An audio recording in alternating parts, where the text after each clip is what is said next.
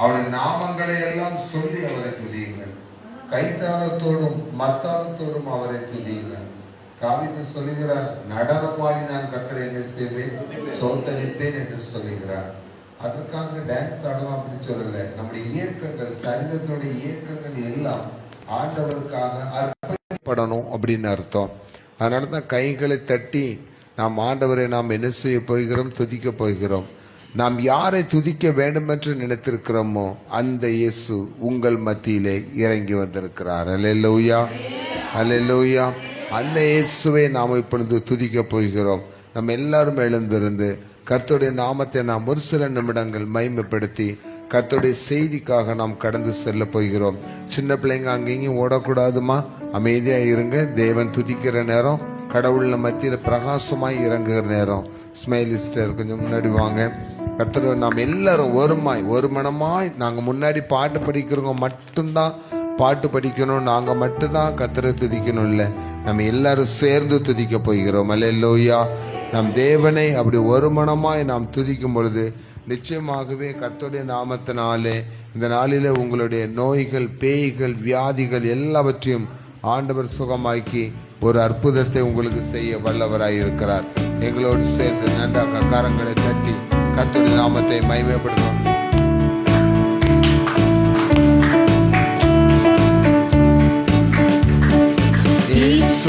ராஜா வந்திருக்கிறார், எல்லோரும் கொண்டாடுவோம், கை தட்டி நாம் பாடுவோம். இயேசு ராஜா வந்திருக்கிறார், எல்லோரும் கொண்டாடுவோம், கை தட்டி நாம் பாடுவோம். கொண்டாடுவோம், கொண்டாடுவோம், கவலைகள் மறந்து நாம் பாடுவோம். கொண்டாடுவோம், கொண்டாடுவோம், கவலைகள் மறந்து நாம் பாடுவோம். இயேசு ராஜா வந்திருக்கிறார், எல்லோரும் கொண்டாடுவோம், கை தட்டி நாம் பாடுவோம். கண்ணீரெல்லாம் துடைத்திடுவார், கரம் பிடித்து நடத்திடுவார். உன் கண்ணீரெல்லாம் துடைத்திடுவார், கரம் பிடித்து நடத்திடுவார். எண்ணமெல்லாம் ஏக்கமெல்லாம் இன்றே நிறைவேற்றுவார். எண்ணமெல்லாம் ஏக்கமெல்லாம் இன்றே நிறைவேற்றுவார். கொண்டாடுவோம், கொண்டாடுவோம், கவலைகள் மறந்து நாம் பாடுவோம். கொண்டாடுவோம், கொண்டாடுவோம், கவலைகள் மறந்து நாம் பாடுவோம்.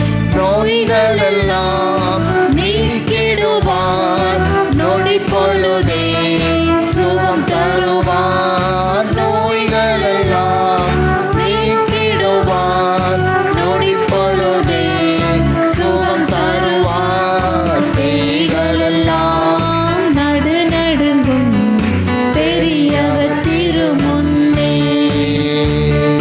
பேய்கள் எல்லாம் நடுநடுங்கும் பெரியவர் திருமுன்னே. கொண்டாடுவோம், கொண்டாடுவோம், கவலைகள் மறந்து நாம் பாடுவோம்.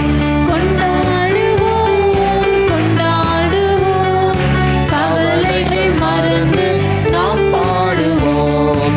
இயேசு ராஜா வந்திருக்கிறார், எல்லோரும் கொண்டாடுவோம், கை தட்டி நாம் பாடுவோம். இயேசு ராஜா, இயேசு ராஜா வந்திருக்கிறார், எல்லோரும் கொண்டாடுவோம், கை தட்டி நாம் பாடுவோம். சந்தோஷமா படிக்குமா?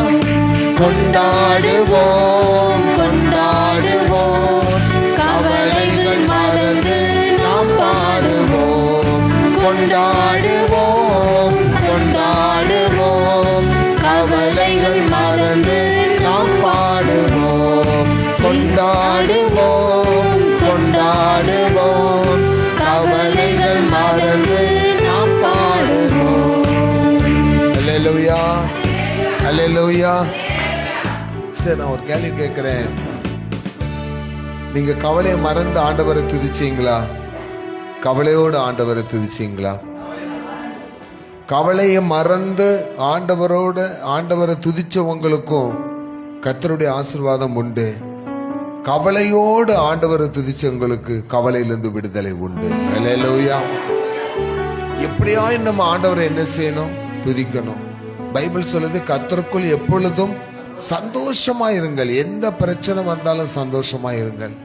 ஒருவேளை அநேகருக்கு நான் வாசித்த வேத வசனத்தின்படி கர்த்தரின் ஜெபத்தை என்ன செய்யல, கேட்கல அப்படிங்கிற மாதிரி சில எண்ணங்கள் இருக்கலாம். ஆனால் நாம் பாடுகிற, நாம் துதிக்கிற, நாம் வணங்குகிற ஆண்டவர் உயிரோடு இருக்கிறார். ஹல்லேலூயா. உயிரோடு இருக்கிறார். அந்த உயிரோடு இருக்கிற ஆண்டவரை தான் நான் துதிக்க வருகிறோம். கடந்த மாதத்துல நான் சொன்னேன், ஆண்டவரை தேடி இந்த இடத்துக்கு வர்றவங்க ஒருவேளை கடந்த நாட்கள்ல நிறைய கூட்டமா வந்திருக்கலாம். நீங்க கொஞ்சம் யோசித்து பாருங்க. ஞாயிற்றுக்கிழமை சில மெரினா பீச்சில் பொழுதுபோக்கிற்காக ஒரு அம்சத்தை கொண்டு வச்சாங்க. பல லட்சக்கணக்கான மக்கள் வந்தாங்க. மிதிப்பட்டு நசுங்கி நிறைய பேர் செத்து போயிட்டாங்க. உலகத்தினுடைய காரியங்களை பார்ப்பதற்கு கூட்டமாக வருகிற ஜனங்களுக்கு கர்த்தரை தேடி வர வேண்டும் என்பதிலே அக்கறையே கிடையாதனால்தான் தேசம் அழிந்து கொண்டிருக்கிறது. கர்த்தரை தேடாத குடும்பங்கள், உலகத்தை நோக்கி ஓடிக்கொண்டிருக்கிற குடும்பங்கள் எல்லாம் ஒருவேளை பார்ப்பதற்கு பளிச்சென்று இப்பொழுது இருக்கலாம். ஆனால் சில நாட்கள் வரும்பொழுது அவருடைய நிலைமையை பார்த்தா மிகவும் பரிதாபத்துக்குரியதாக இருக்கும். எங்களுடைய ஊழியத்தின் அனுபவத்திலே நாங்கள் அப்படிப்பட்டவர்களை நிறைய பேரை பார்த்திருக்கிறோம்.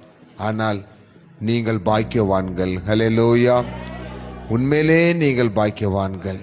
எவ்வளவோ பேர் இந்த தெருவில் இருக்கிறாங்க. எவ்வளவோ பேருக்கு நம்ம அழைப்பு கொடுக்கிறோம், வாங்க வாங்கன்னு ஒவ்வொருத்தரையா கூப்பிடுறோம். ஆனா யாருமே அதை பொறுப்பெடுத்துறது இல்லை. ஆனால் இன்று நீங்கள் ஒரு அம்மா அவ்வளோ தூரத்தில் வைஷ்ணவ காலேஜுக்கு அந்த பக்கத்துலேருந்து அவ்வளோ தூரத்துலேருந்து வராங்க. இன்னொரு அம்மா பாரதிபுரம் கடைசிலேருந்து வராங்க. இவங்க அருமையான லெத்தியலம்மா குடும்பம் ரொம்ப தூரத்துலேருந்து வராங்க. அப்படி தூரத்திலிருந்து கர்த்தரை தேடி வருகிற உங்களுக்கு தான் வார்த்தை சொல்றாரு, தூரத்திலிருந்து வருகிற ஒரு நற்செய்தி உங்களுக்கு மகிழ்ச்சி உண்டாக்குமா? அப்போ நல்ல செய்திகள் தூரத்திலிருந்து, அமெரிக்காவிலிருந்து, லண்டன்லேருந்து இல்லை, பரலோகத்திலிருந்து உங்களுக்கு வருகிற ஒரு நற்செய்தி, பரலோகத்திலிருந்து உங்களுக்கு கொடுக்கப்படுகிற ஆசீர்வாதம், பரலோகத்திலிருந்து உங்களுக்கு கொடுக்கப்படுகிற ஆரோக்கியம், பரலோகத்திலிருந்து கொடுக்கப்படுகிற கையின் பிரயாசங்கள், ஆசீர்வாதம் எல்லாம் அந்த நற்செய்தி சீக்கிரமே உங்களுக்கு வரும்னு ஆண்டவர் சொல்றாருமா. எதெல்லாம் நீங்க இல்லாம இருக்கிறீங்களோ, எதெல்லாம் இன்னைக்கு வரைக்கும் கிடைக்க பெறாமல் இருக்கிறீங்களோ, எதெல்லாம் இன்னைக்கு உங்க வாழ்க்கையில நடக்காமல் இருக்கிறதோ, ஆண்டவர் சொல்லுகிறார் அதை குறித்த நற்செய்தி உங்களிடத்திற்கு வரப்போகிறது. அல்லேலூயா. அந்த உயிருள்ள இயேசு, நான் பேசினா அவர் எனக்கு பதில் கொடுக்கணும், நான் பேசினா அவர் அதை கேட்கணும், நான் அவர்கிட்ட கேட்ட அவர் எனக்கு கொடுக்கணும் அப்படின்னா அவரும் உயிரோடு இருக்கணும். நாம உயிரோடு இருக்கிறோம். அவர் நித்திய ஜீவனை கொடுக்கிற உயிருள்ளவராய் இருக்கிறார். நாம் செத்து போறவங்க, அவர் சாவாமை உள்ளவர். அல்லேலூயா. அந்த சாவாமை உள்ளவருடைய பரலோக ராஜ்யத்தில் நாம் சேர வேண்டும் அல்லவா? அவருடைய நாமத்தை நாம் மகிமைப்படுத்தும் போது கர்த்தர் நமக்கு பெரிய காரியங்களை செய்கிறவராய் இருக்கிறார். உயிரோடு எழுந்தவரே, உம்மை நாங்கள் ஆராதனை செய்கிறோம்.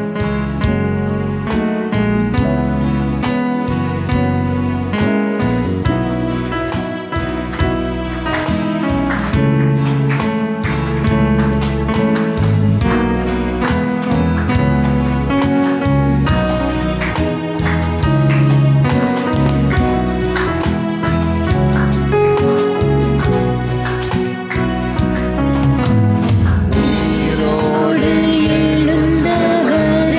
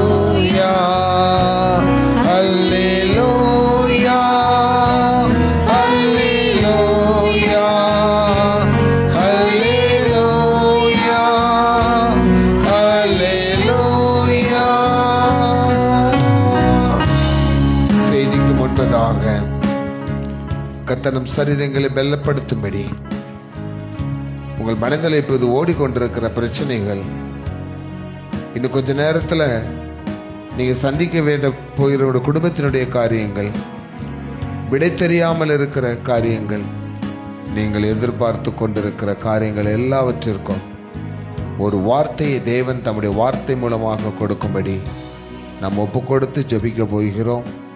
நம் எல்லாரையும் கர்த்தருக்குள் அர்ப்பணிக்கும்படி, ஒரு மனமாகும்படி. டியர் பிரதர்ஸ் அண்ட் சிஸ்டர்ஸ், உங்கள் மத்தியிலே வார்த்தை கொடுக்கிற என்னுடைய மனமும் உங்களுடைய இருதயமும் ஒருமனப்பட்டிருக்க வேண்டும். கர்த்தருடைய வார்த்தை எனக்கு நமக்கு கொடுக்கிற கர்த்தராகிய இயேசு கிறிஸ்துனுடைய இதயமும் நம்முடைய இருதயங்களும் ஒருமனப்பட்டிருக்க வேண்டும். அப்படியானால்தான் வார்த்தைகள் கிரியை செய்ய வல்லமை உள்ளதாகிறது. அந்த வார்த்தைக்காக நாம் ஒப்பு கொடுத்து நாம் ஜெபிப்போம். அருமையான மகள் ஸ்மைலி சிம்சன் ஜெபி. ஸ்தோத்திரம் ராஜா, மகிழ்ச்சியோடு துதிக்கிறோம், ஸ்தோத்திரிக்கிறோம் தகப்பனே. அருமையான சாயங்கால வேலைக்காம கூட நன்றி செலுத்திக்கிறோம் ராஜா. அப்பா இந்த எலிம் ஜப்பா வீட்டில் அப்பா உடைய பாதப்படியிலே அப்பா ஒரு சிறு கூட்டமாக அப்பா நீர் கூட்டி சேர்த்துக்கிறவைக்காக கூட நன்றி செலுத்திக்கிறோம் ராஜா. அப்பா இப்போது கூட சப்பா உண்மை ஆராதிக்கும்படியாக நீர் எங்கள் தந்த பெரிய பாக்கியத்துக்காக கூட நன்றி செலுத்திக்கிறோம் ராஜா. அப்பா இப்போது கூட சப்பா நாங்கள் செய்தி நேரத்துக்காக கடந்து செல்கிறோம் தகப்பனே. அப்பா தகப்பனே, செய்தியின் மூலமாக நீர் வந்திருக்கிற ஒவ்வொருத்தரோடு நீங்கள் பேச போகிறது கிருபைக்காக கூட நன்றி செலுத்திக்கிறோம் ராஜா. அப்போ வந்தவர் ஒவ்வொருத்தரும் அப்பா எந்த சூழ்நிலை மத்தியில் வந்தாங்க என்று எங்களுக்கு தெரியாத தகப்பனே. தேவன் நீர் அறிவீர், சகலத்தையும் அறிகிற தேவன். அப்பா நீர் வந்த ஒவ்வொருத்தருடைய சூழ்நிலைகளுக்கும் அப்பா நீர் தகுந்தாப்புல வார்த்தை கொடுக்க வேண்டுமா நாங்கள் ஜெபிக்கிறோம் தகப்பனே. அப்பா இங்கிருந்து இந்த பலிபீடத்திலிருந்து புறப்படுகிற வார்த்தை, உங்களுடைய வார்த்தை ஒவ்வொருத்தருடைய இருதயத்தையும் ஆற்ற வேண்டுமாய் நாங்கள் ஜெபிக்கிறோம் தகப்பனே. ஒவ்வொரு காயங்களையும் ஆற்ற வேண்டுமாய் நாங்கள் ஜெபிக்கிறோம் தகப்பனே. அப்பா என்ன சூழ்நிலைகளோட வந்தார்களோ, என்ன கவலைகளோட, என்ன தேவைகளோடு வந்தார்களோ தகப்பனே, அவைகள் எல்லாவற்றிலிருந்து அப்பா நிறைவான பலனை கொடுக்கப்பதுக்காம கூட நன்றி செலுத்திக்கிறோம் ராஜா. அப்பா இது உங்களுடைய சிட்டையின் நிலையில் கீழே வந்து அப்போ ஒவ்வொருத்தரையும் நீ ஆசீர்வதிங்க. அப்பா நிறைச்சு அனுப்பினுமாய் நாங்கள் ஜெபிக்கிறோம் தகப்பனே. அப்பா நீர் எங்களோட பேசுங்க, நாங்கள் கேட்கிறோம். மீதியான நேரத்தை உடைய கத்திலே ஒப்பு கொடுக்கிறோம். நேரே பொறுப்படுத்திக் கொள்ளும், வழி நடத்தும் மீட்பர் இயேசு கிறிஸ்துவின் ஜெபிக்கிறோம் ஜீவனுள்ள பிதாவே, ஆமென். ஹல்லேலூயா, ஹல்லேலூயா. தயவுசெய்து உட்காருங்க. பிள்ளைங்க கொஞ்சம் அமைதியா இருங்கம்மா, கொஞ்சம் நேரம் தான், தயவுசெய்மா உட்காரலாம். கர்த்தர் பெரிய காரியங்களை இன்று செய்ய போகிறார். ஆமென். சந்தோஷமா இருக்கிறவங்க ஒரு ஆமேன் சொல்லுங்க. நல்ல ஒரு சத்தத்தை வைத்து ஒரு அல்லேலூயா சொல்லுங்க. கர்த்தர் நல்லவர், கர்த்தர் பெரியவர், கர்த்தர் வல்லவர், கர்த்தர் நமக்கு நன்மைகளை செய்கிறவர், அவர் நம்மீது கண்ணோக்கமாய் இருக்கிறவர். ஆண்டவர் சொல்லுகிறார், அவர் பலவீனராய் அல்ல வல்லவராய் இப்பொழுது உங்களுக்குள்ள இருக்கிறார். வல்லவராய் உங்களுக்குள்ள இருக்கிறார், ஜீவன் உள்ளவராய் உங்களுக்குள்ள இருக்கிறார், உங்களுடைய நினைவுகளை அறிந்தவர்களாய் இருக்கிறார், உங்கள் மீது கண்ணோக்கமாய் இருக்கிறார். உங்களுடைய இதயத்தில் இப்பொழுது நீங்க யோசித்துட்டு இருக்க நிறைய காரியங்கள், நீங்கள் சிந்தித்து கொண்டிருக்கிற காரியங்கள், நீங்கள் எதிர்பார்த்திருக்க கொண்டிருக்கிற காரியங்கள் எல்லாவற்றையும் அவர் வெளிப்படுத்த உங்களுக்கு, நீங்கள் அதை உங்களுக்குள் வைத்திருப்பதற்கு முன்பதாகவே தேவன் அதை அறிந்து வைத்திருக்கிறேன் என்று சொல்லுகிறார். அதில் எது இம்பார்ட்டண்டோ, எது முக்கியமானதோ, எது உங்களுக்கு தேவையானதோ அதை ஆண்டவர் என்று நிறைவேற்ற போகிறார். நம்முடைய எதிர்பார்ப்புகள் நிறைய இருக்கலாம், நம்முடைய தேவைகள் அதிகமாக இருக்கலாம், நம்முடைய பிரச்சனைகளும் அதிகமாக இருக்கலாம். எனக்கு சால்வ் ஆகணும், எல்லாமே எனக்கு கிடைச்சிடணும் அப்படின்னு நம்ம ஆசையோடு இருப்பது, வாஞ்சோடு இருப்பது இயற்கையே. ஆனால் ஆண்டவருக்கு தெரியும் எது உங்களுக்கு முக்கியம், எது உங்களுக்கு தேவையானது. அந்த தேவையை ஆண்டவர் உங்களுக்கு கொடுக்க போகிறார். அல்லேலூயா, அல்லேலூயா. கர்த்தருடைய நாமம் மாத்திரமே மகிமைப்படுவதாக. மத்தேயு எழுதின சுவிசேஷம் 4ஆம் அதிகாரம் 24ஆம் வசனத்தை எடுத்தவர்கள் வாசிக்கலாம். மத்தேயு 4ஆம் அதிகாரம். அவருடைய கீர்த்தி சீரியா எங்கும் பிரசித்தமாயிற்று. அப்பொழுது பலவித வியாதிகளையும் வேதனைகளையும் அடைந்திருந்த சகல பிணியாளிகளையும் பிசாசு பிடித்தவர்களையும் சந்திர ரோகிகளையும் திமிர்வாதக்காரரையும் அவரிடத்தில் கொண்டு வந்தார்கள். அவர்களை சொஸ்தமாக்கினார். ஹல்லேலூயா. அதுல பிரிச்சு சொல்றாரு பாருங்களேன். பலவிதமான வியாதிகள், அது நிமித்தம் வேதனைகள், அதுக்கு பிறகு பிணியாளிகள், அதுக்கு பிறகு பிசாசு பிடித்தவர்கள், அதுக்கு பிறகு சந்திர ரோகிகள், திமிர்வாதக்காரங்கள். அப்போ ஒரு மனுஷனை சரீரத்தை பாதிக்கிற ஒரு முக்கியமான பிரச்சனைகள் அங்க ஆண்டவர் என்ன செஞ்சுட்டாரு, கொண்டு வந்துட்டாரு. குறிப்பிட்டு கேன்சர், குறிப்பிட்டு இந்த வியாதின்னு சொல்லல, எல்லா வியாதிகளும் அதற்கு ஒரு மூலம் எங்க இருக்கிறது, பிசாசுகள் மூலமா என்ன செய்து வருகிறது. சோ அதன் மூலம் நமக்கு மனவேதனைகள் என்ன செய்கிறது, உண்டாகிறது. அப்படிப்பட்ட மனவேதனைகளை கூட மாற்றி இந்த நாளிலே ஆண்டவர், முக்கியமா நீங்க ஆண்டவர் சொல்றது என்னன்னா, மனவேதனைக்கு காரணமா இருக்கிற அது வியாதியா இருந்தாலும் வேறு எந்த விதமான காரியமா இருந்தாலும் அந்த வேதனைகள் மாறும்படியான ஒரு நல்ல காரியத்தை கர்த்தர் என்று உங்களுக்கு செய்ய போகிறார். ஹல்லேலூயா. அப்போ நம்ம இந்த உலகத்துல வாழ்றதுக்கு எல்லாமே நமக்கு தேவைதான். பணம் நமக்கு தேவை, பொருள் நமக்கு தேவை, வீடு நமக்கு தேவை, எல்லாமே நமக்கு தேவைதான்.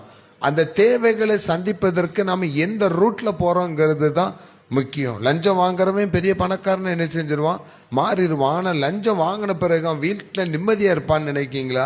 ஒவ்வொரு நாளும் பயந்துகிட்டே இருக்கணும், எந்த நிமிஷம் எது வருமோன்னு. அதிகமா பணம் வச்சிருக்கணும், நிம்மதியா அந்த வீட்டுல என்ன செய்ய முடியாது, இருக்க முடியாது. அவன் ஈடி ரைடுக்கு கவலைப்படுறாலே திருடர்கள் எப்போ வந்துருவாங்களோ, அவன் வச்சிருக்க பணத்தை அவங்க வீட்டில் உள்ளவங்களே எடுத்துடக்கூடாதுங்கிறதுல ரொம்ப அங்கிருந்து திங்க் பண்ணிட்டு இருப்பான்.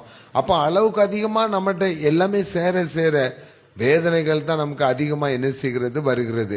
அதனால தான் ஆண்டவர் கர்த்தருடைய ஜெபத்துல அன்றன்றுள்ள அப்பத்தை இன்று எங்களுக்கு தாரும் அப்படின்னு சொல்லி ஈஸியா என்ன செஞ்சாரு, முடிச்சிடறாரு. நம்முடைய தேவைகள் என்னதுன்னு ஆண்டவருக்கு தெரியும், அதை கரெக்டா தருவாராம்.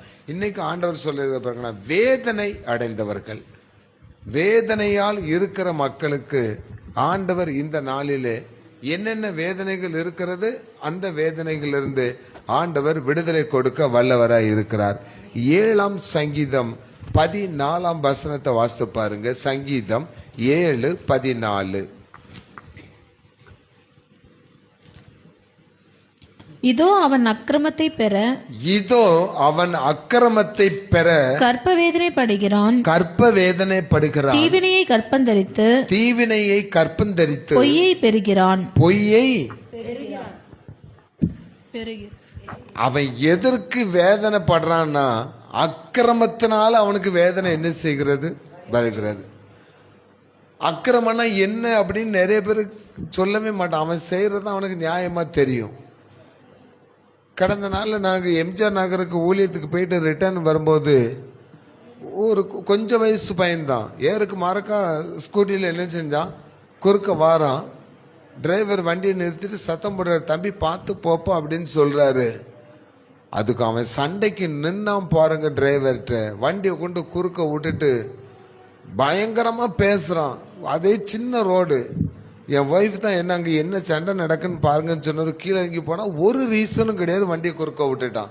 என்னை தாண்டி நீ பேர்வியாடா பார்க்கலாம் அப்படின்றான், கொஞ்சம் வயசு பையன். அப்போ அக்கிரமங்கள்ங்கிறது எப்படி சொல்ல, நியாயத்துக்கு விரோதமா, நீதிக்கு விரோதமா ஒரு மனுஷன் என்னென்ன காரியம் செய்யறானோ அது எல்லாமே என்னதுதான், அக்கிரமம் தான்.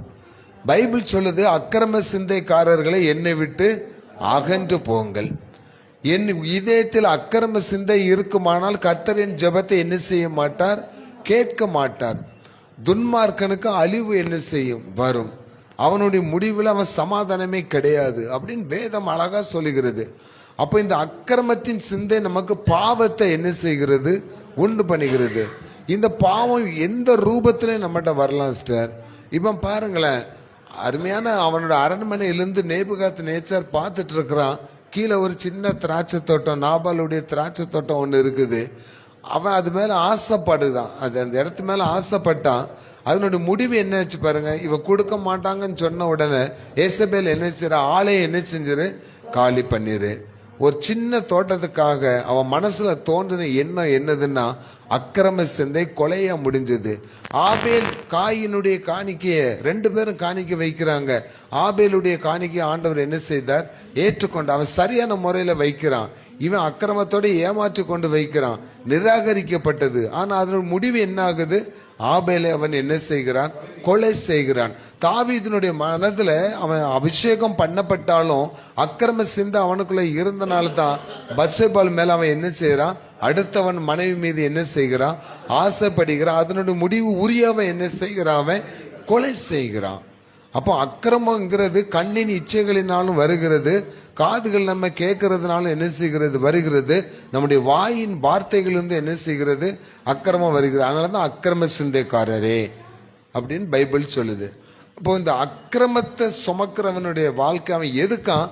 பாவத்தை பிறப்பிப்பதற்கு அவன் கற்ப வேதனை என்ன செய்யறானா படுறானா.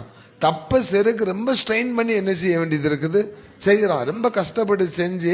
அதனால பாவத்தை அவன் என்ன செஞ்சிட்டு இருக்கான், பெருக்கிட்டு இருக்கான். அதனுடைய முடிவு சிறைச்சாலையில இருந்து என்ன செஞ்சிட்டு இருப்பான், வேதனைப்பட்டு இருப்பான். அநேகர் கொலை செய்யப்படுவது உண்டு, அநேகர் தங்கள் வாழ்க்கையை இழப்பது உண்டு.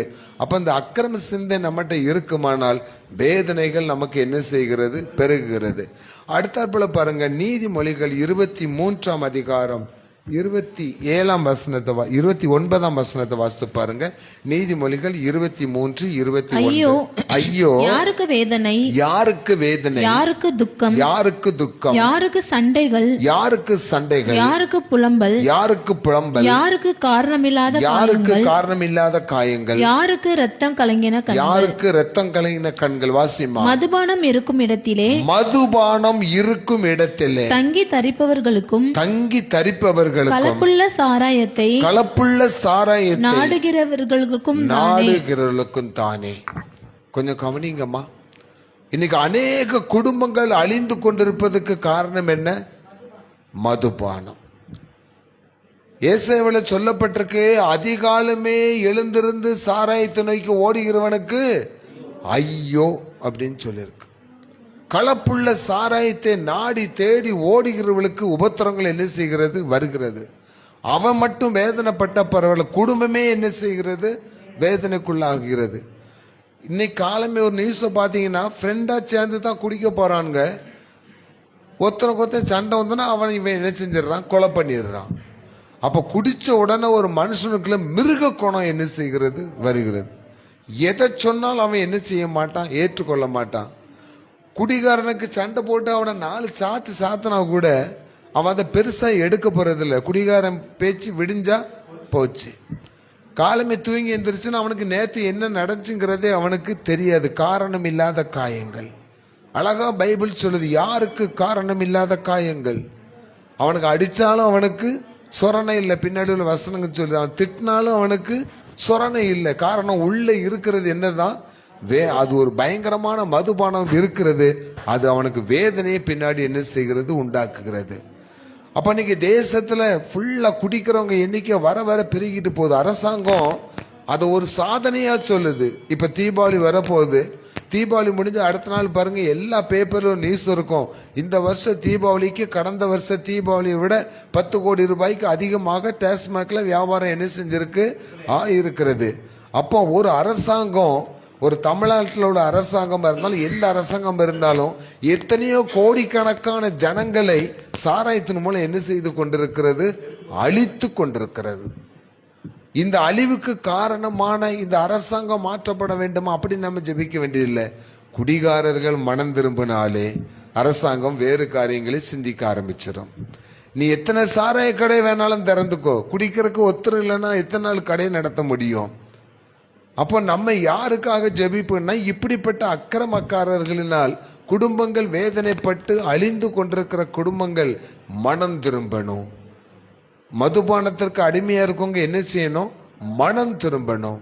அவர்கள் மனம் திரும்பிட்டாலே அடுத்த காரியங்களை அரசாங்கம் என்ன செஞ்சிடும், யோசிக்க ஆரம்பிச்சிடும்.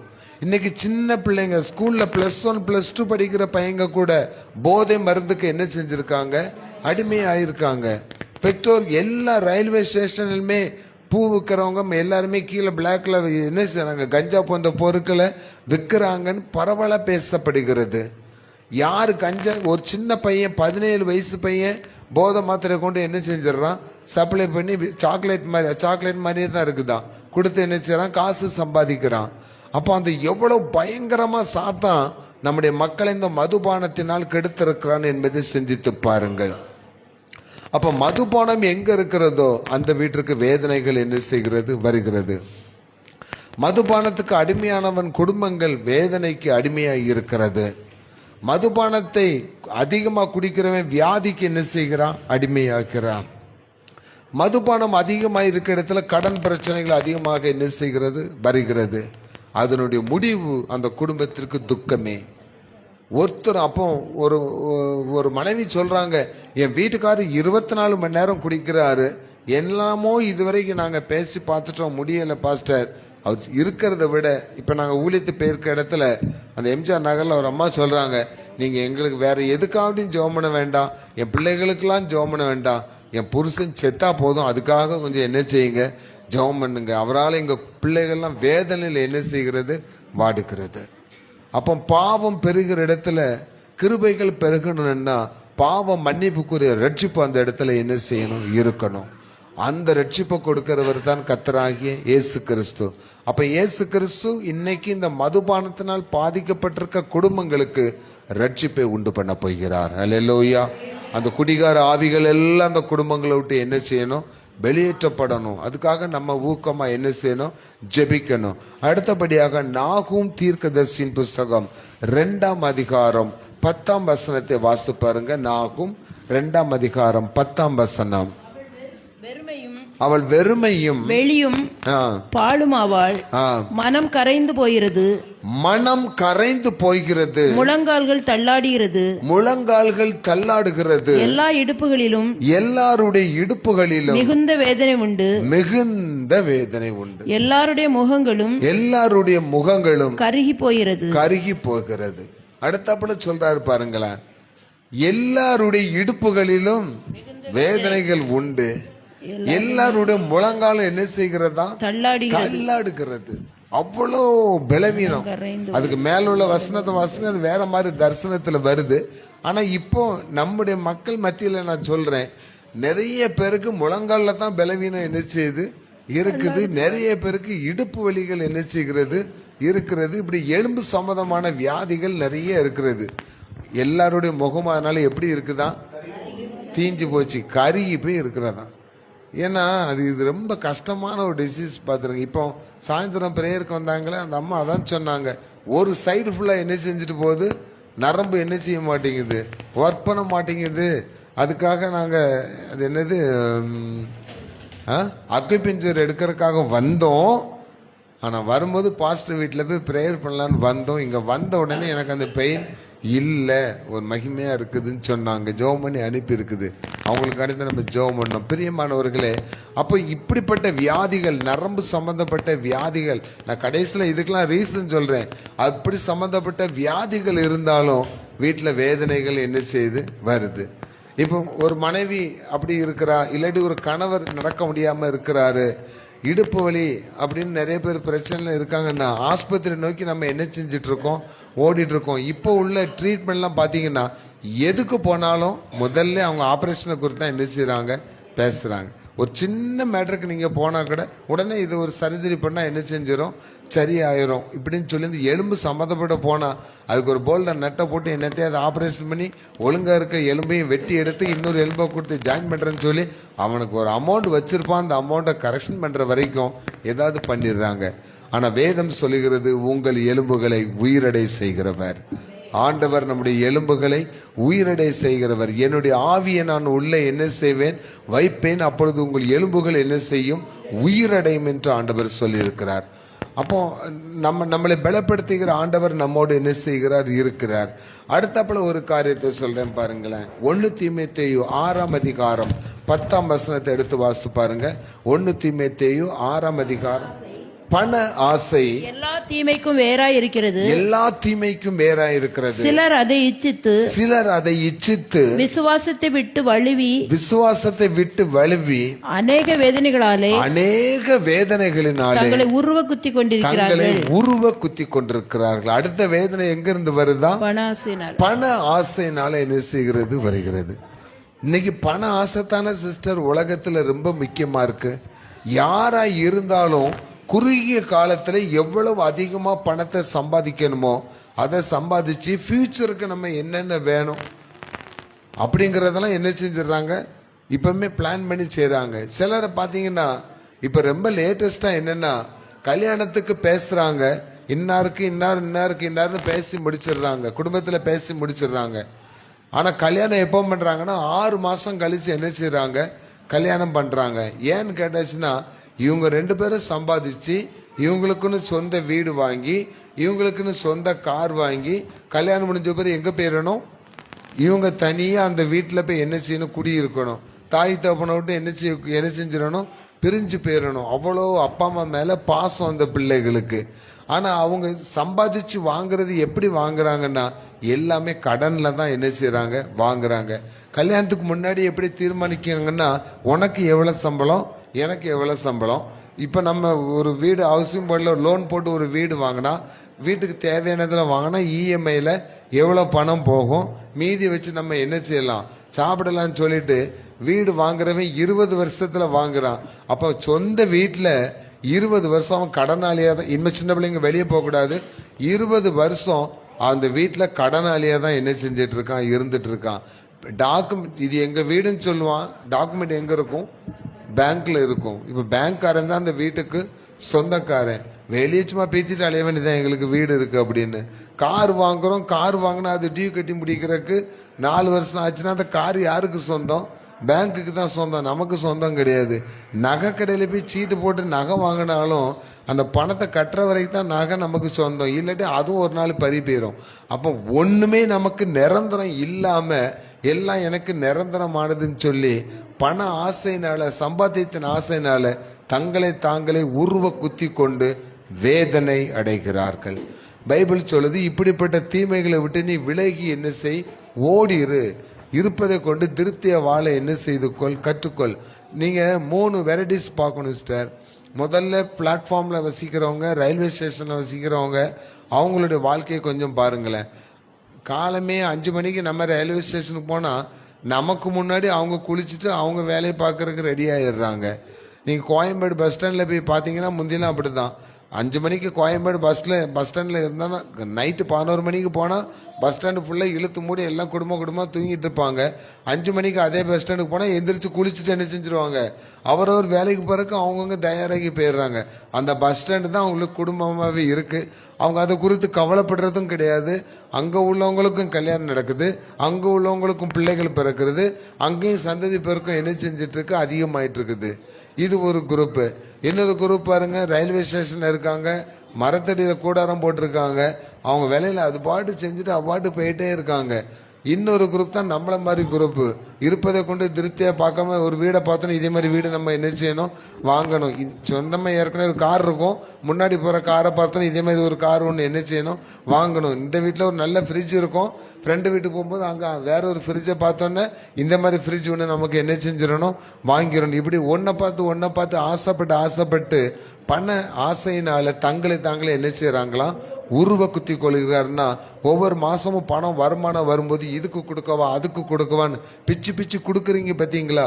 அதே முதல்ல குடும்பத்துக்கு பெரிய வேதனை. பைபிள் சொல்லுது, உன் கையின் பிரயாசத்தை நீ சாப்பிடுவாய், அதில் உனக்கு பாக்கியமும் நன்மையும் உண்டாயிருக்கும். அப்ப இப்படிப்பட்ட பண ஆசையை கொடுக்கறது யாரு? பிசாசானவன் என்ன செய்யறான்? கொண்டு வந்து கொடுக்கறான். அடுத்தாப்புல கடைசியாக மத்தேயு எழுதின சுவிசேஷம் 8ஆம் அதிகாரம் 6ஆம் வசனத்தை வாசித்து பாருங்க. மத்தேயு, ஆண்டவரே என் வேலைக்காரன் வீட்டிலே திமிர்வாதமாய் கிடந்து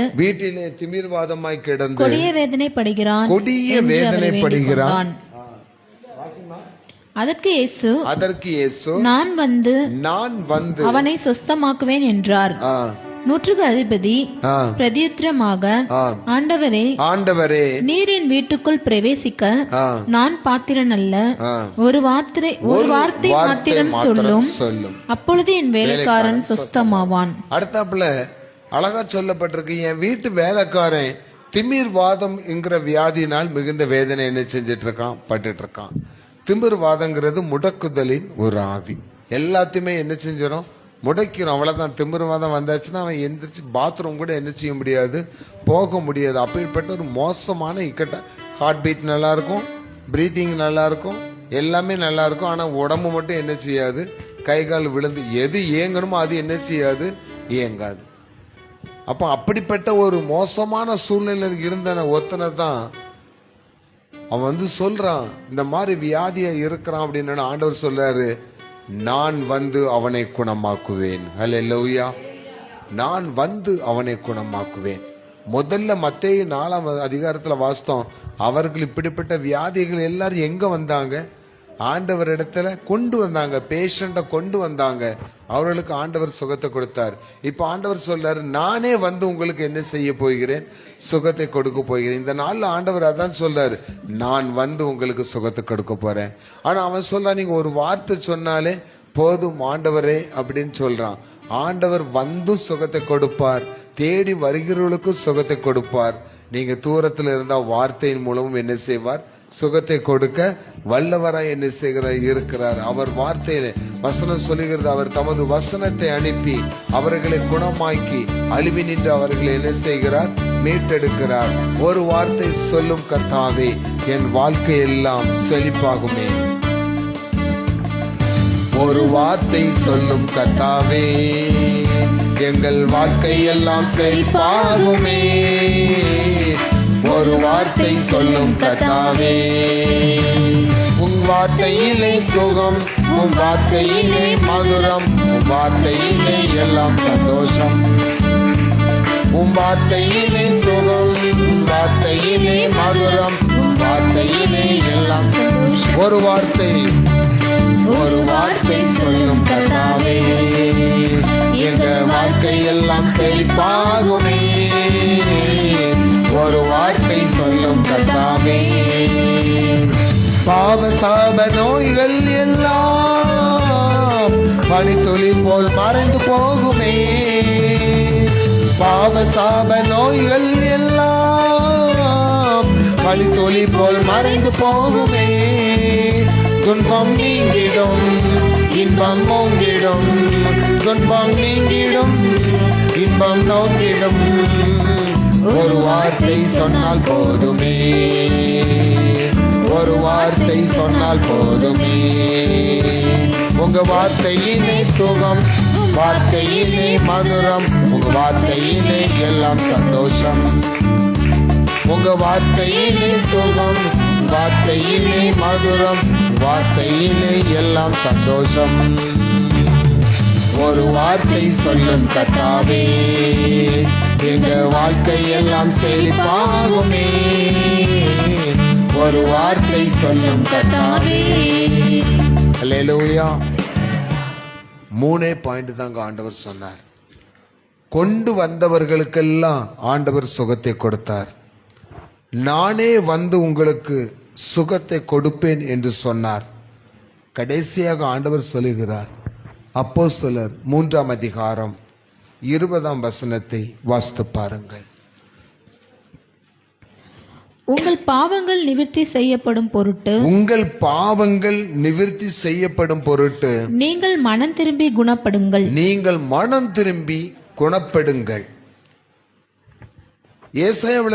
எசேக்கியேல் 34ஆம் அதிகாரத்தில் சொல்லப்பட்டிருக்கு, இந்த வியாதிகள் எல்லாம் உங்களுக்கு வர்றதுக்கு காரணமே உங்களுடைய அக்கிரமம், உங்களுடைய பாவம். உன்னுடைய அக்கிரமங்கள் பாவங்கள் எல்லாவற்றையும் நான் மன்னித்து நான் உனக்கு என்ன செய்வேன்? சுகத்தை கொடுப்பேன். அதே மத்தேயுல தான் சொல்லப்பட்டிருக்கு. திமிர்வாதக்காரனை பார்த்து ஆண்டவர் சொல்லுகிறார், உன் பாவம் உனக்கு மன்னிக்கப்பட்டது, நீ எழும்பி என்ன செய்? நட. ஒரு வேசியை பார்த்து ஆண்டவர் சொல்லுகிறார், உன் பாவம் உனக்கு மன்னிச்சாச்சு, இனி நீ என்ன செய்யாதே? பாவம் செய்யாதே. மரியாளுங்கிற ஒரு பாவியான ஒரு ஸ்திரீ இயேசுனுடைய பாதத்தை முத்தமிட்டு அழுகிறா. அவளுக்கும் ஆண்டவர் சொல்லுகிறார், அவள் என்னிடத்தில் அன்பு கூர்ந்தால் அவள் பாவலெல்லாம் மன்னிக்கப்பட்டு நீ சமாதானத்தோட போ. அப்போ நம்முடைய வாழ்க்கையில பாவம்ங்கிறது ஒரு முக்கியமான பிளாக் மார்க்கா நம்மகிட்ட என்ன செய்யுது இருக்குது. நம்மில் பாவம் இல்லை என்போமானால் நம்மை நாமே வஞ்சிக்கிறவர்களா இருப்போம், சத்தியம் நமக்குள் இருக்காது. அப்ப ஏதோ ஒரு பாவம், இப்ப நான் யோக்கியம் கிடையாது, ஏதோ ஒரு பாவம் நமக்குள்ள என்ன செய்யும் இருக்கும். எல்லாரிடத்திலும் சாந்த குணமா இருங்க, எல்லாரிடத்திலும் அன்பா இருங்க, எல்லாரிடத்திலும் சமாதானமா இருங்கன்னு ஆண்டவர் சொல்றாரு. நம்மளால அப்படி இருக்க முடியுதா? ஒருத்தரை நேசித்தாலும் இன்னொருத்தரை நம்ம என்ன செஞ்சுட்டு இருக்கோம்? பகைச்சிட்டு இருக்கிறோம். கடன் வாங்காதீங்கன்னு சொல்றாரு, அப்பட்டமா கடன் நம்ம என்ன செஞ்சுட்டு இருக்கோம்? வாங்கிட்டு இருக்கோம். மாம்ச இச்சை பிரகாரமா மற்றவங்க பெண்கள் மீது நீங்க இந்த மோகத்தோட ஆசையோட பழகக்கூடாதுன்னு சொல்லியிருக்கிறார். ஆனா நம்முடைய சிந்தனைகள் எப்படி போய்கிறது? வாலிபர்கள் இப்படிதான் என்ன செஞ்சிடறாங்க? கெட்டு போயிடுறாங்க.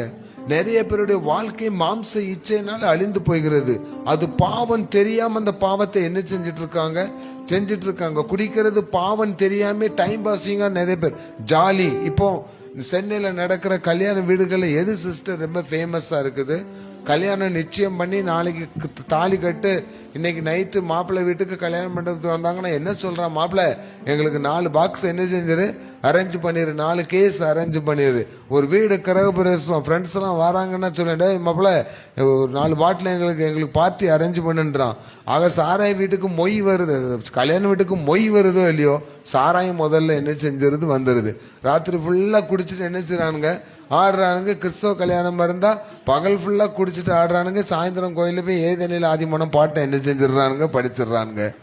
இதெல்லாம் பாவம்ங்கிறது அவங்களுக்கு என்ன செய்ய மாட்டேங்குது, தெரிய மாட்டேங்குது. பாவத்தின் சம்பளம் மரணம் என்று வேதம் சொல்கிறது.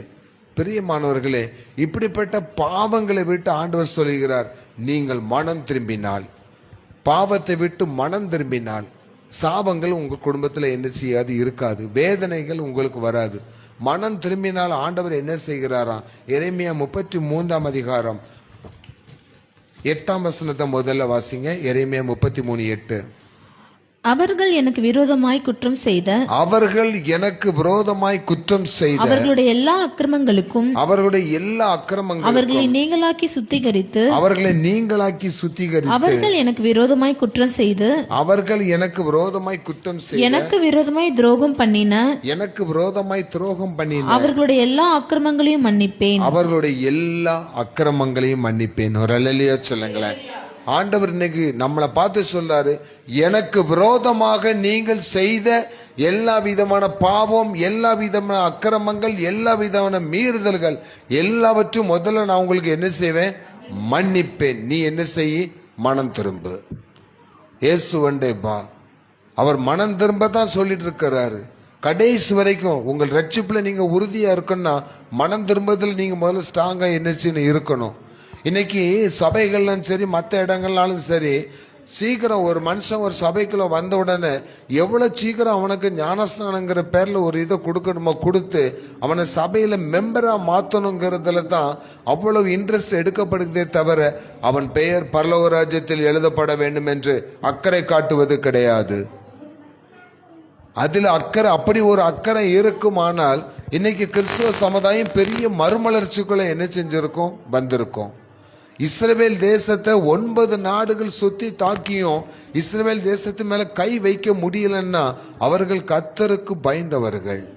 அந்த தேசம் கர்த்தருடைய தேசம். அந்த தேசத்தை யாராலும் என்ன செய்ய முடியாது, அசைக்கவே முடியாது. ஒரு சுண்டக்கா மாதிரி இருக்கிற ஒரு நாடு அவ்வளவு பேர் கண்ணுக்குள்ள கையை விடுறான் அப்படின்னாச்சுன்னா அவனுக்குள் இருக்கிற தேவனுடைய காரியங்கள் என்ன தெரியுமா? அந்த பிரதமர் உத்தரவு போடுறாரு, காலமே 5:30 மணிக்கு அலாரம் அடிச்ச உடனே எல்லாரும் என்ன செய்யணும், முழங்கால் போட்டு ஜெபம் பண்ணணும். ராணுவ வீரர்கள் எல்லாரும் என்ன செய்யணும், ஜெபம் பண்ணணும். குடும்பங்கள்ல என்ன செய்யணும், ஜெபிக்கணும். ஒரு ராணுவ பிளைட் கிளம்புதுன்னா அந்த கிளம்புறதுக்கு முன்னாடி அங்குள்ள ஆசாரியர்கள் போய் என்ன செய்யணும், ஜெபிக்கணும். அவங்களுடைய காரியங்கள் எல்லாம் எப்படித்தான் போயிட்டு இருக்குது, ஜெபத்துல போயிட்டு இருக்கு. அவன் யுத்தத்துக்கு கிளம்புறான், கர்த்தர் அவர்களுக்காக என்ன செய்கிறார், யுத்தம் செய்கிறார். யுத்தத்திற்கான அவ்வளவு யுக்தியை கர்த்தரங்க என்ன செய்கிறார், கொடுக்கிறார். ஏன் மற்ற நாடுகள்லாம் இவனுக்கு அந்த ஒரு இஸ்ரவேலை கண்டு ஏன் பயப்படணும்? அங்கே தேவன் ஜீவன் உள்ளவராய் இருக்கிறார். இன்னைக்கு உங்களுக்குள்ள தேவன் ஜீவன் உள்ளவராய் இருந்தால் முதல்ல உலகம் எதை கண்டு பயப்படும் தெரியுமா? உங்களுக்குள் இருக்கிற இயேசுவை பார்த்து என்ன செய்யும், பயப்படும். அப்படி பயப்படுற ஆள் சாத்தான் தான். அந்த சாத்தான் தான் உங்களை கொண்டு பயப்படுவான். அப்ப அந்த உன்னதமானவருடைய மறைவின் கீழே நம்ம இருந்தா வேதம் சொல்லுகிறது, வாதை உன் கூடாரத்தை அணுகாது, பொல்லாப்பு உனக்கு நேரிடாது. அப்ப மனம் திரும்புதல் இல்லாம, ஆண்டவருடைய நாமம் தரிக்கப்படாம, போலியா நான் ரட்சிக்கப்பட்டு போலியான விசுவாசியாகி போலியா ஞானஸ்நானம் எடுத்து எல்லாரும் அந்நிய பாஷை பேசுறேன்னு நானும் ஏதோ ஒரு பாஷையை பேசிக்கிட்டு நான் பரிசுத்தவான்னு சொல்லி நீங்க வாழ்ந்துகிட்டு இருப்பீங்கன்னா உங்களுக்கு வாழ்க்கையில எல்லா விதமான வியாதிகளும் வந்துகிட்டு தான் இருக்கும். எல்லாருக்குமே வியாதிகள் வரும் சார். நீதிமானுக்கும் வரும், பரிசுத்தவானுக்கும் வரும், பிரசங்கியாருக்கும் வரும், ஊழியக்காரர்களுக்கும் வரும். ஆனா வேதம் சொல்லுகிறது, உங்களுடைய பலவீனமான நேரத்தில் என் கிருபை உங்களை என்ன செய்கிறது, தாங்குகிறது. இன்னைக்கு பெரிய பெரிய ஊழியக்காரங்களுக்கெல்லாம் வியாதி வந்தது உண்மைதான். அவங்களாம் கடைசி வரைக்கும் அந்த வியாதியோடு தான் கர்த்தருடைய ஊழியத்தை என்ன செஞ்சுட்டு இருந்தாங்க. கடைசி மூச்சு வரை கர்த்தருடைய கிருபை அவர்களை தாங்கியது. நாம் வாசித்தோம், அவருடைய கிருபையினால் தான் நாம் நிற்பதும் நிர்மூலமாகாமல் இருப்பதும் அவருடைய சுத்த கிருபையை. ஆண்டவர் உங்களை ஒரு நாளும் என்ன செய்ய மாட்டார், என்றென்றைக்கும் கைவிட மாட்டார். அப்ப என்ன பவுல் அப்போஸ்தலன் சொல்றான், இந்த பலவீனத்தை குறித்து நான் என்ன செய்கிறேன், மேன்மை பாராட்டுகிறேன்னு சொல்றேன். ஏன்னா இந்த பலவீனமான நேரத்துல தான் கர்த்தருடைய கிருபை எனக்குள்ள எப்படி கிரியை செய்துங்கிறது என்னால் என்ன செய்ய முடியும், அனுபவிக்க முடியும். ஒருவேளை இன்னைக்கு நீங்க வியாதியோடு இருக்கலாம், வேதனைகளோடு இருக்கலாம், மன பிரச்சனைகள்னால போராட்டங்கள் இருக்கலாம், மனவியாதிகள்னால இருக்கலாம், பிசாசனுடைய தொல்லைகள் உங்கள் குடும்பங்கள் இருக்கலாம், பாவத்தினுடைய காரியங்கள் நிறைய உங்க குடும்பங்கள்ல இருக்கலாம், குடிகாரர்கள் இருக்கலாம், சூதாட்டக்காரர்கள் இருக்கலாம். யாரா இருந்தாலும் சரி, ஆண்டவர் என்று சொல்லுகிறார், நீ குணப்படும்படி நீ முதலில் மனம் திரும்பு. நீ மனம் திரும்பினால் ஆண்டவர் இன்னைக்கு உங்களுக்கு என்ன செய்வாரா, ஆண்டவர் சொல்லுவாங்க, அக்கிரமங்களை நான் என்ன செஞ்சிருவேன், மன்னிச்சிருவேன். மன்னிச்ச பிறகு ஆண்டவர் என்ன செய்கிறாராம், கடைசியாக எரேமியா 33ஆம் அதிகாரம் 6ஆம் வசனத்தை வாசித்து இதோ நான் அவர்களுக்கு சௌக்கியமும் ஆரோக்கியமும் வரப்பண்ணி அவர்களை குணமாக்கி அவர்களுக்கு பரிபூர்ண சமாதானத்தையும் பரிபூர்ணமான சத்தியத்தையும் வெளிப்படுத்துவேன். ஹல்லேலூயா. மன்னிச்ச உடனே ஆண்டவர் சொல்ல, இதோ நான் அவர்களுக்கு சௌக்கியமும் ஆரோக்கியம் வர பண்ணி அவர்களை பூரண குணமாக்கி சத்தியத்தையும் சமாதானத்தையும் வெளிவர பண்ணுவாராம். அப்ப இன்னைக்கு ஆண்டவர் நம்ம எல்லாருக்கும் தான் சொல்றாரு, இன்னைக்கு நீங்க மனம் திரும்பினீங்கன்னா உங்களுடைய பாவங்களை ஆண்டவர் என்ன செய்வார், மன்னிச்சிருவார். ஒருவேளை உங்க கணவர் தவறு செய்து கொண்டிருக்கலாம், உங்கள் மனைவி ஏதாவது தவறு செய்து கொண்டிருக்கலாம், உங்களுடைய பெற்றோர்கள் ஏதாவது தவறு செய்து கொண்டிருக்கலாம். எல்லாருக்காக நீங்க என்ன செய்யுங்க, ஜெபம் இன்னைக்கு நம்ம அர்ப்பணிக்கிறோம், இந்த நேரத்தில் நம்ம அர்ப்பணிக்க போறோம். நீங்க அர்ப்பணிக்குங்க. ஆண்டவர் சொல்லுகிறார், இதோ நான் உங்கள் அக்கிரமங்களை என்ன செய்வேன், மன்னிப்பேன். உங்கள் அக்கிரமங்களை நான் மன்னித்தேன், உபாகமத்தில் சொல்லப்பட்டிருக்கு. மன்னிக்கிற ஆண்டவர் அடுத்தாப்புல என்ன செய்யறாரா, உடனே உங்க வியாதிகளை தான் என்ன செய்கிறாரு, சுகமாக்கி பூரண குணம், பூரண சுகத்தை ஆண்டவர் கொடுக்கிறார். எப்படி சிஸ்டர், அவங்க நன்மங்கலத்திலேருந்து டாக்டரை தேடி வராங்க, அக்குபஞ்சர் போறணும்னு வராங்க, போற அவங்கள ஆண்டவர் தடுத்து நிறுத்துறாரு. நேரம் எங்க வராங்க, ஏலிம் ஜெப வீட்டுக்கு வராங்க. இங்க பிரேயரே ஆரம்பிக்கல, நாங்களே ப்ரிப்பரேஷன் ஆகாம தான் இருந்தோம். அரை மணி நேரம் உட்காந்து பேசியிருக்காங்க, பைபிள் வசனங்களை குறித்து பேசியிருக்காங்க. வந்து உட்காந்து சொன்ன 5 நிமிஷத்துல அவங்க சொன்ன வார்த்தை என்ன தெரியுமா, என் மனைவிட்ட கேளுங்களேன், ரொம்ப வலியோட வேதனையோட வந்தேன், ஆனா இந்த இடத்துல வந்து உட்கார்ந்த உடனே ரிலீஸ் ஆகிட்டேன். அப்போ ஆண்டவர் எங்க இருக்கிறாரோ அந்த இடத்துல விடுதலை உண்டு. சத்தியத்தை அறிவீர்கள், சத்தியம் உங்களை விடுதலையாக்கும். கொரிந்தியர் சொல்லப்பட்ட ஆவியானவர் எங்கே உண்டோ அங்கே உங்களுக்கு விடுதலை உண்டு. இந்த இடத்துல ஆவியானவர் இருக்கிறார். அந்த தேவகுமாரனிடம் நம்மை நாம் அர்ப்பணிக்கும்படி, நாம் ஜெபிக்கும்படி எழுந்திருக்கலாம்.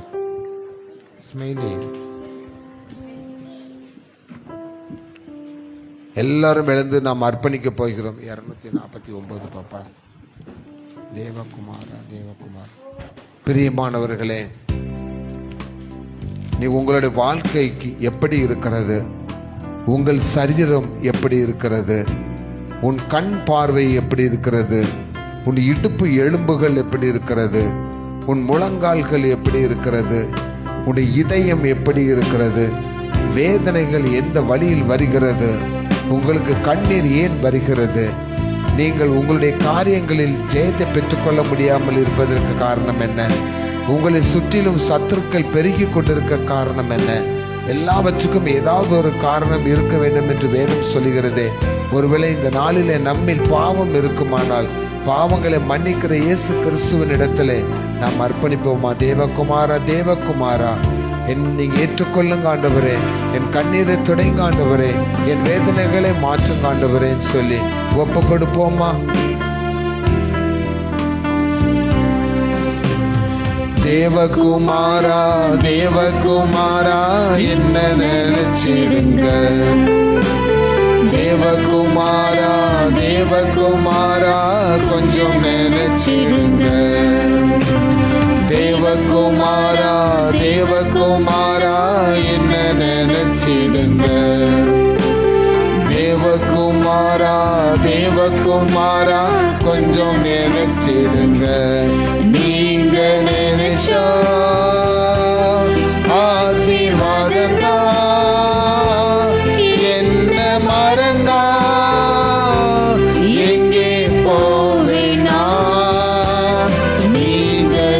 ராஜா ஆசீர்வாதந்தா என்ன மறந்தா இங்கே போவேனா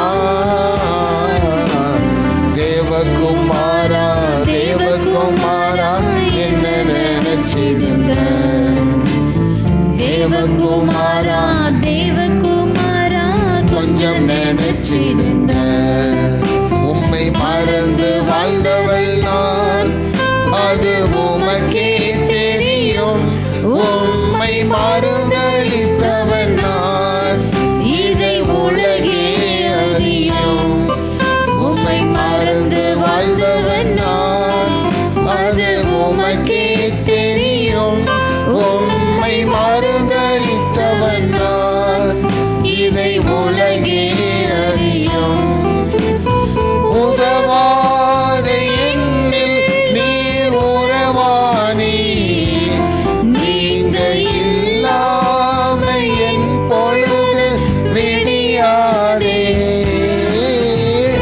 உதவாத எண்ணில் நீர் உறவானி நீங்க இல்லாம என் பொழுது விடியாதே நீங்க இல்லாம என் பொழுது விடியாதே நீங்க இல்லாம என் பொழுது விடியாதே கொடுப்போமா தேவகுமாரா தேவகுமாரா என்ன நினைச்சிடுங்க தேவகுமாரா தேவகுமாரா கொஞ்சம் நினைச்சிடுங்க கண்களை மூடி நாம் ஜெபிப்போமா ஒப்பு கொடுப்போமா உங்கள் சரீரத்தை ஒப்பு கொடுக்கிறீங்களா ஜீவ பலியாய் ஒப்பு கொடுங்க அதுவே அவருக்கு ஏற்ற புத்தியுள்ள ஆராதனை ஆண்டவரே இன்னைக்கு இந்த சரீரத்துல நிறைய பலவீனங்களோடு வந்திருக்கிற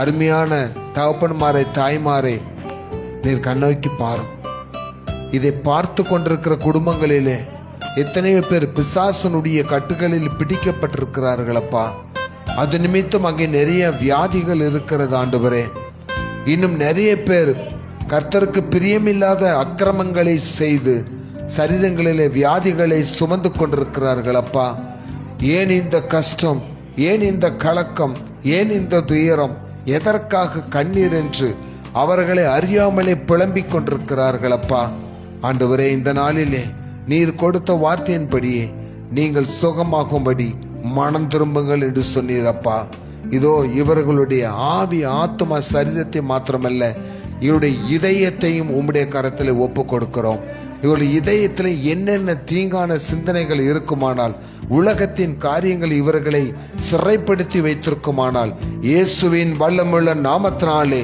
இந்த சத்துருவின் சிறையிருப்பில் இருந்து கர்த்தர் உங்களை விடுவிப்பாராக பிசாசனுடைய அடிமை சங்கிலிகள் முறிக்கப்படுவதாக பிசாசனுடைய சிறையிருப்பின் கதவுகள் திறக்கப்படுவதாக உங்களை கட்டி இருக்கிற பிசாசனுடைய கட்டுகள் வியாதியின் கட்டுகள் எல்லாம் இப்பொழுது அறுத்தெறியப்படுவதாக இயேசு கிறிஸ்துவின் சுகமாக்கும் வல்லமை உங்கள் ஒவ்வொரு மீதும் இறங்குவதாக ஒவ்வொரு மீதும் தேவனுடைய வல்லமை இறங்குவதாக பரிசுத்த ஆவியினுடைய அபிஷேகத்தின் வல்லமை இறங்குவதாக அந்த வல்லமை உங்கள் மீது ஊற்றப்படுவதாக யாரெல்லாம் அவரிடத்தில் கேட்கின்றீர்களோ உங்கள் கரங்களை வானத்தை நோக்கி உயர்த்துங்கள் உங்கள் கரங்களை வானத்தை நோக்கி உயர்த்துங்கள் யாருக்கெல்லாம் இப்பொழுது வேண்டுமோ யாருக்கெல்லாம் இப்பொழுது ஆசீர்வாதம் வேண்டுமோ யாருக்கெல்லாம் இப்பொழுது ரட்சிப்பு வேண்டுமோ எந்த குடும்பங்களுக்குள் இரட்சகர் இயேசு வர வேண்டுமோ எந்த ஆண்டவர் உங்களை நேசிக்கிறாரோ அந்த ஆண்டவரிடத்தில் நீங்கள் மனம் திரும்பும்படி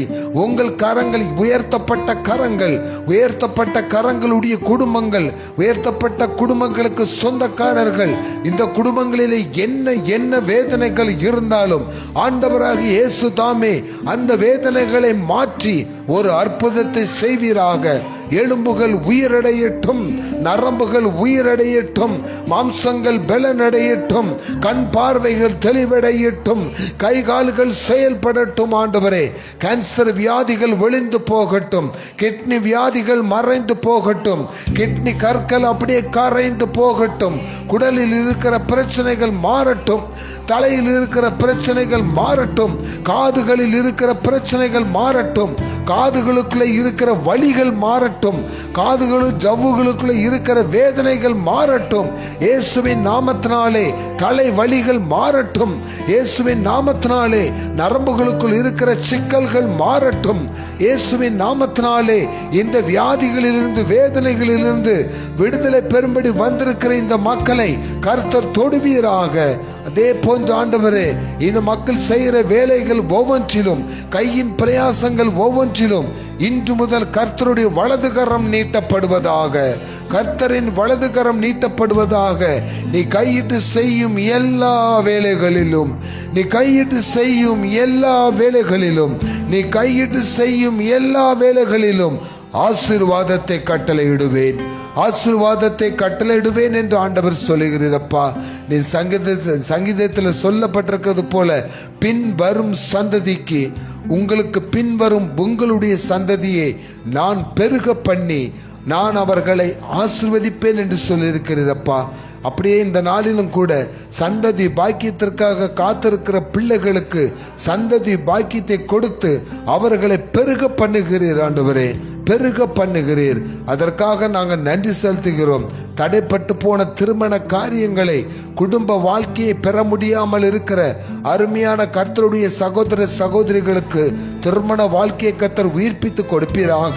வாழ்க்கை இழந்திருக்கிற பிள்ளைகளுக்கு வாழ்க்கையை புதுப்பித்து கொடுப்பீராக. ஆண்டவரே, உண்மை நாங்கள் நன்றியோடு துதிக்கிறோம். வந்திருக்கிற சிறு பிள்ளைகளை கர்த்தர் ஆசீர்வதிங்க, நோய் நொடி இல்லாமல் பாதுகாத்து கொள்ளுங்க. இந்த மழை காலத்தில் எந்த விதமான அழிவுகள், நாசமோச சக்திகள் வீடுகளுக்கோ உயிர்களுக்கோ பயிர்களுக்கோ நேரிடாதபடி ஆண்டவர் தாமே ஆசீர்வாதமான மழையை பெய்ய பண்ணுங்கப்பா. எல்லாரையும் உம்முடைய கரத்தில் ஒப்பு கொடுக்கிறோம். தேவனாகிய பிதா, தேவனாகிய குமாரன், தேவனாகிய பரிசுத்த ஆவி நாமத்தினாலே நன்மையும் கிருபையும் உங்களை சூழ்ந்து கொள்ளட்டும்.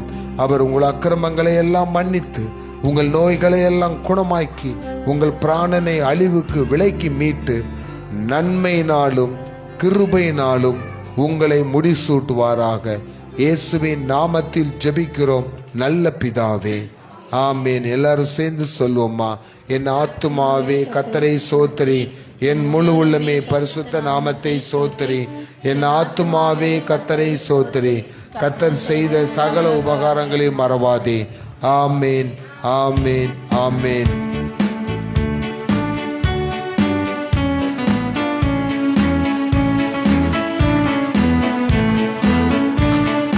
மனிதர் என்னை கைவிட்டாலும், மாமிசம் அழுகினாலும், மனிதர் என்னை கைவிட்டாலும், மாமிசம் அழுகினாலும், ஐஸ்வர்யம் யாவும் அழிந்திட்டாலும், ஆகாதவன் என்று தள்ளிவிட்டாலும், ஐஸ்வர்யம் யாவும் அழிந்திட்டாலும், ஆகாதவன் என்று தள்ளிவிட்டாலும், இயேசு போதுமே, போதுமே, இயேசு போதுமே, போதுமே. எந்த நாளிலுமே, எந்த நிலையிலுமே, எந்த வாழ்விலே இயேசு போதுமே. அல்லேலூயா, அல்லேலூயா, அல்லேலூயா. கர்த்தர் உங்களை ஆசீர்வதிப்பாராக. ஆமென்.